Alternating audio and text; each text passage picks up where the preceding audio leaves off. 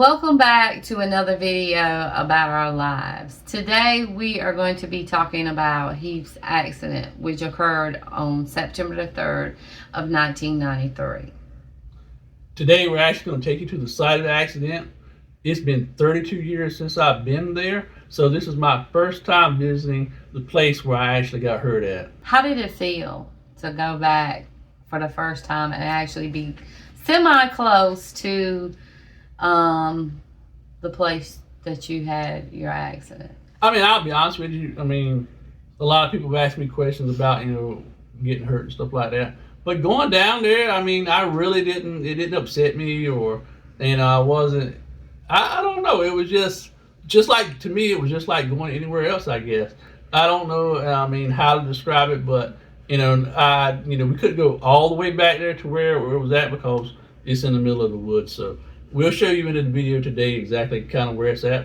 Do you think it's because it's been 31 years? Yeah, 31 I think years. we said 32 in the video that we did earlier. Yeah. We're going to get into that day that was the day that he got hurt. I know it was like any other morning for me.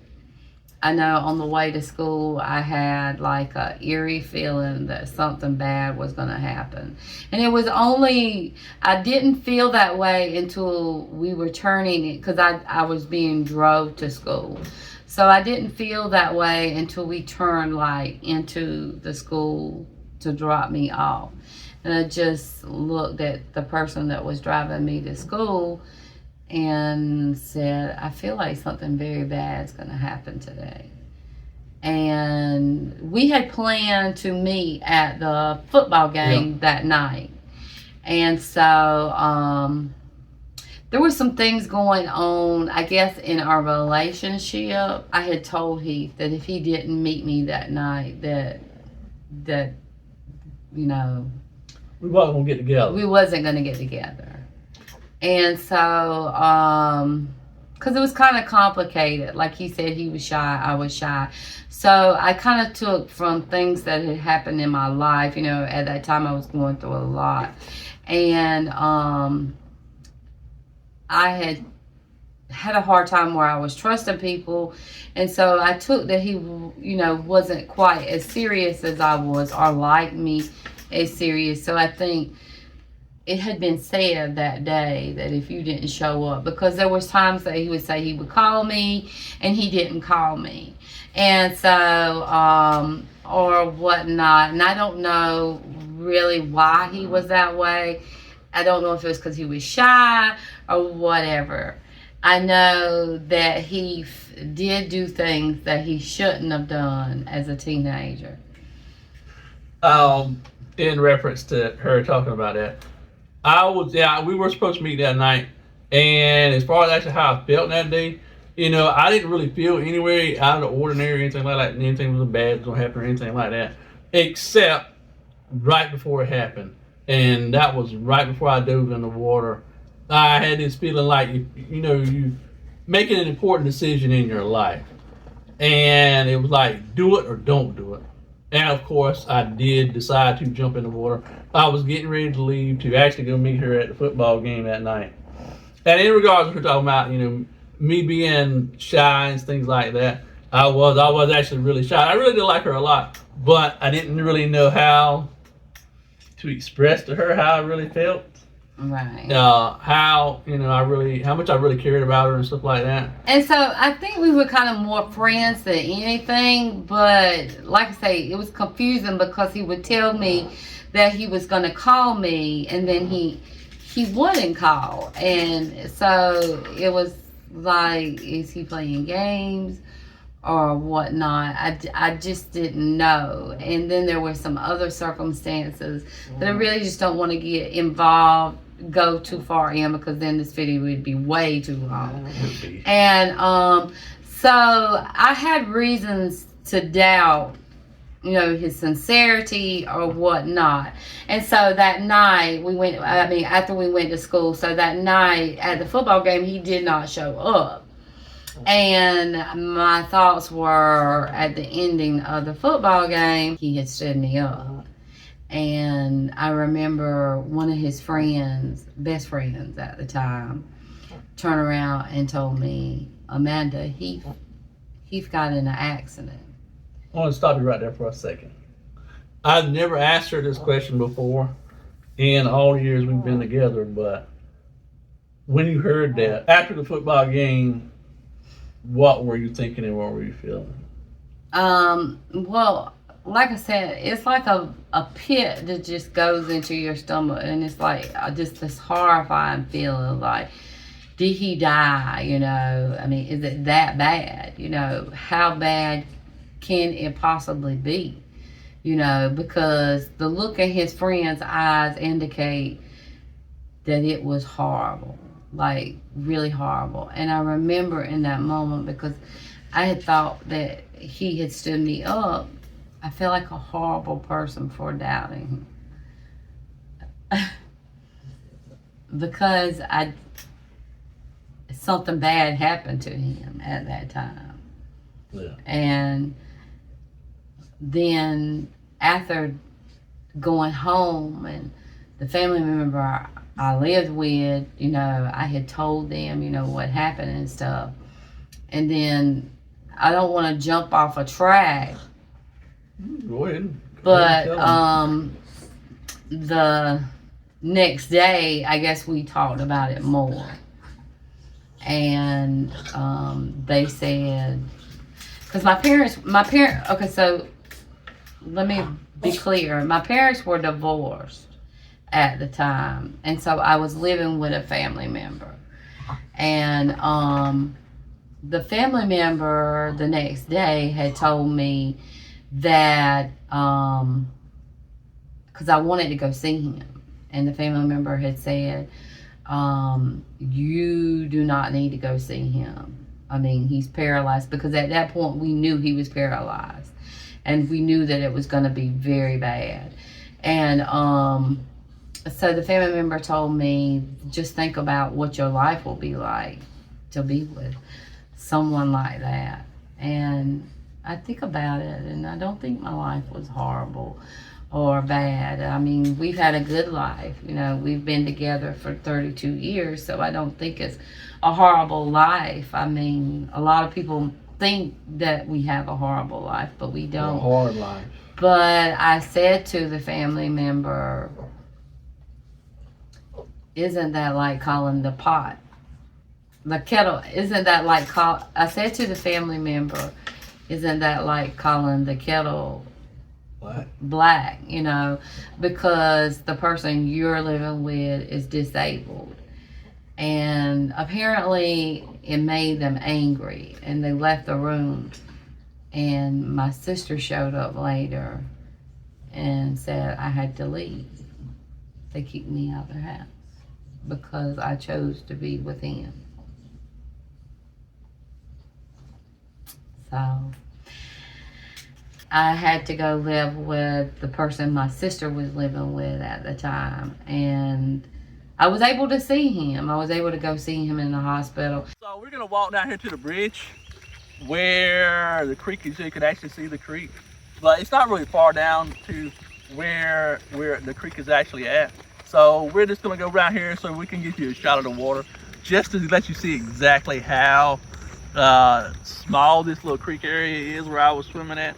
Like I said, this was 32 years ago where I was swimming at down here, and that's it's been a long time. So this is the first actual time, besides just riding by anyway, you know, being actually this close to the water where I got hurt at. So we're gonna go down here, we're gonna show you the water. Looking down in there, this is the little area. Yeah, again, realize the part where we swam at, we had it cleaned out. There were no twigs or bushes or anything like that in there. And we had actually made like a rope where we swung across, and we had like things in the trees where we would jump out of the trees and stuff down into the water and stuff like that. So yeah, this is about the best shot we're gonna be able to get of the creek, of how it looks. So yeah, this is what it looks like, and this was pretty much where I got hurt, maybe about 100 yards back in the woods where we used to swim at. We were playing a game called Gator. I mean, that's what country boys did back in the day. You know, it's basically water tag is what it is. And the guy I was riding with at the time, because I wasn't driving, I did have my driver's license, but I didn't have a vehicle to drive. I told him, I said, hold up. I said, I'm coming, and we'll go to the game and stuff. And as I stood, it was a big stump, probably about, I guess it's probably 3 or 4 foot tall, and then there was an additional maybe 5 or 6 feet to the water from the stump. And the way that creek area is set up, it's kind of like an elbow macaroni way to describe. And where I dove in at, I dove in too far to the left. So when I dove in, instead of diving in the deeper part of the water, I actually dove into the shallow part of the water, and I hit the bottom head first. And the only way I can describe the feeling that I felt when I did that was, imagine getting hit in the top of the head with a baseball bat. And after that point, I was floating in the water. I knew something was seriously wrong because I couldn't move anything. My body started tingling, and Cry. saying it out loud like that, I've said it before, but I don't know what it is about today. It felt like my whole body was going to sleep, and all I could do was twist my head. I couldn't move anything else. Not that I could, but I couldn't feel it. And one of the guys that was down there in the water with us realized something was wrong, and he pulled me onto the embankment. And I was laying there on the embankment. I could still kind of like sit up a little bit, and I was taking my fingers and biting my fingers because I couldn't feel. So one of the guys ran across the street to a house across from where we were at. They called 911, and an ambulance came down there. They had to get a stretcher and carry it down through the woods to where I was at. And I remember one of the EMS workers, my dad used to go to church with him, and I told him flat out, I said, I don't want to be paralyzed. Because I knew. I mean, you just know, And he was like, maybe it's just pinched nerve, maybe it's nothing serious. But I mean, when something like that happens, you just deep down. And I remember they were worried about getting me out of there because we were so far back in the woods. We had actually built a little wooden bridge across 2 sections of the creek, and they carried me out over it. They put me in the ambulance, and they carried me to the hospital. And I remember on the way to the hospital telling the EMS worker, I said, I can't breathe. I don't feel like I can get my breath. So they put me on oxygen, and they carried me to the hospital to stabilize me before they transferred me to a larger hospital. And I remember laying there in the, I guess, ER or whatever it was, because a lot of that's real fuzzy after that happened. I remember saying I was thirsty. So one of the nurses or techs or something gave me a swallow of orange juice, and it was horrible. I got super, super sick. I threw up. And then shortly thereafter, my dad got there and came to see me. He said, what happened? And you got to know my dad. My dad is, very calm, very chill person. Me and him are a lot alike in that aspect. And he asked me, he said, what happened? And I was like, I said something bad. Or something along those lines anyway. And then I don't really remember a whole lot after that point until they transferred me to another hospital, larger hospital system. And they were doing MRIs on me, and come to find out later, I had a lung collapse, which was why I was having so much problem breathing. Because whenever I had dove in the water, I had took a big deep breath and inhaled like a lung full of water, and it caused my lung to collapse. So not only the spinal cord injury, but I had a lot of other stuff going on as well. And like I said, the lung collapsed. I couldn't breathe, and there were just a lot of procedures they had to do. They put me in traction to keep me from moving, my head around anywhere to, damage, do any more damage to my spinal cord than I already had done. And I remember my first visit to see him, he was in this bed, and it like rotated back and forth, and it was like he couldn't move, and I was trying to be cheerful, you know, because I didn't want to be doom and gloom or show that I was upset or anything like that. I wanted to be positive for him. And I remember he looked at me and he said, I really messed up. And I would have to go, like, with the bed going back and forth, it like tilted, rotated really slow back and forth. So I would have to keep going around so he could see me because he couldn't move his neck at all. Yeah, they had me in a halo. Yeah, they had him in a halo, so he was stabilized. And I remember telling him, it's okay, at least I'm getting my exercise. And I remember him asking me to rub his head. And that day, it like, I guess when you hear it versus seeing it, it's very horrifying. Because you don't want that to happen to somebody you love. You know, you want them to be able to have a good life, you know. But I mean, and at that time when you're thinking about it as a 16-year-old, you're thinking that it's going to be horrible for them, you know, that they're not going to have a life, just from my standpoint of view, and that it's going to be difficult for him. But now we know different, you know. Yeah. But at 16 and at 16 years old, you don't know, you know, you don't know that everything's going to be okay and that we're going to be able to get married and have a normal life, like, you know. So from our standpoint of view, we're just telling what we knew. And I don't think we've ever cried together about it, have we? No. I know one time I visited him in Health South, he cried about it. And that's the only time I ever seen him cry until today. And I've always admired him because he's never let his disability affect who he is. And that he lives his life every day, you know, to the extent that anybody can in that situation. He gets up every day and he tries and he does what he can for himself. And so I've always admired that about him. To me, he is my Superman. And I mean, that's the way I've always looked at him, because, you know, when you think about Christopher Reeves and what happened to him, he was Superman, and you never would have thought that would happen. But to me, I always tell him he's my Superman. And he is. I mean, because I look at him as he can do anything.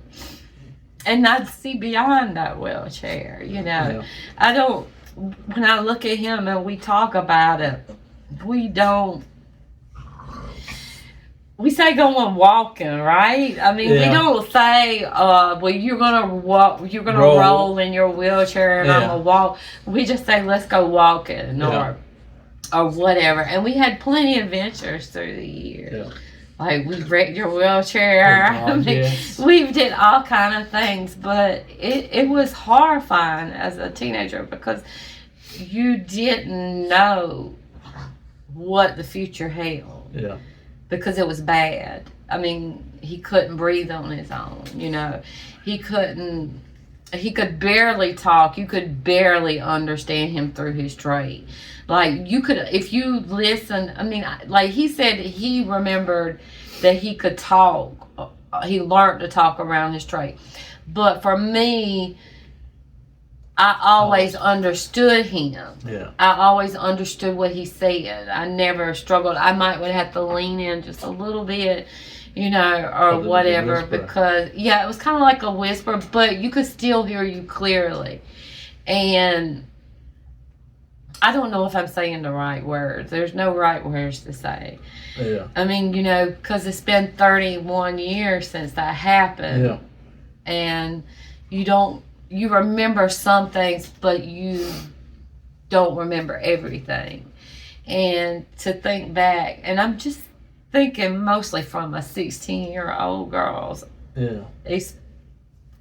experience, you know, what I felt in that time at 16 years old, because I didn't know. I actually spent about 4 months in rehab before I was able to come home.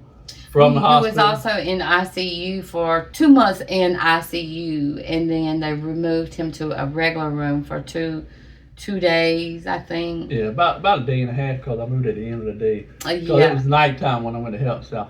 But in regards to ICU, I actually spent my 17th birthday in ICU. Yeah. And we'll show you some pictures as well from then. Where we had a birthday party. Where they had a birthday party for me while I was in ICU. Yeah. So next little bit, we'll show you some birthday pictures of Amanda coming to see me and my mom and stuff like that.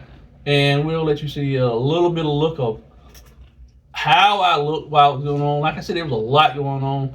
I had, like I said, a lung collapse. I couldn't breathe on my own. I developed a stress ulcer that actually ate completely through my stomach lining. And the doctor told my parents, told my dad, that had I been able to feel, I would have been like screaming and hollering. And the only thing that kept the inside of my stomach in was the fact that my bladder had fell over that hole. So they had to go in there and repair that. There was just a lot of chaos that ensued after I had my initial spinal cord injury. And then, like I say, he went to Health South, and I had a friend, my friends and people was taking me to see him because I had no driver's license. And so I do remember one time going to see him in Health South, and that's when you cried. Yeah. You came and sat on the bed next to me. I remember you were wearing a blue jean jacket. Yeah, a pair of blue jeans. And I told her, I said, I asked her, I said, what kind of life are we going to have? I'll never be able to hold you. I'll never be able to walk with you.